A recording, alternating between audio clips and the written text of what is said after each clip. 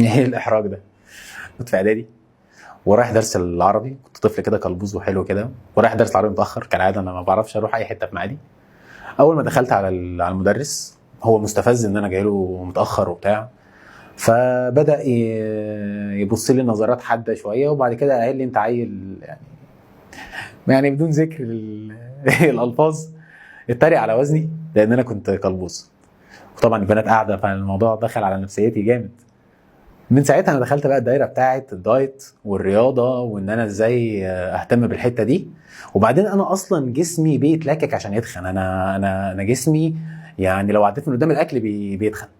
فعشان احافظ على نفسي في شكل معين، انا عايش عمري كله بعمل دايت بس. فلفيت على دكاتره تغذيه كتير ومدربين وجيمات ونيوتريشن كوتشز، لفيت لفه طويله. اللي ما عملتش معاه نتيجه خالص، واللي عملت معاه نتائج هايله، بس كان جسمي بيتدمر. كان بيجي عليا اوقات ما كنتش ببقى قادر امشي من التعب ومن الارهاق، غير ان نسب الفيتامين كانت بتقع في جسمي، كانت الدنيا بتتبهدل. وفي طبعا ناس قابلتها كانت ممتازه وعرفت احقق معاها نتيجه. وده كله كوم، والجيم كوم بقى. انا قعدت سنين بتمرن ما يطلعليش عضله، وما اعرفش ليه. انا كل يوم بنزل اشيل الحديد اكله وما بيطلعليش عضله.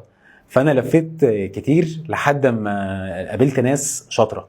بس لما كنت بقابل حد شاطر كنت بقعد اعرفه على الناس اللي في حياتي، لان انا اعرف ناس كتير محتاجه القصه بتاعت التغذيه دي، فكنت اقعد اعرفه عليهم.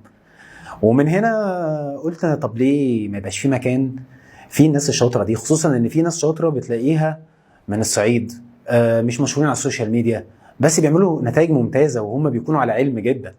فقلنا ليه ما يكونش في مكان، المكان ده بكل بساطه يتجمع فيه الخبراء، سواء في التغذيه او سواء في الرياضه، ويقدروا يخدموا الناس اللي محتاجاهم فعلا.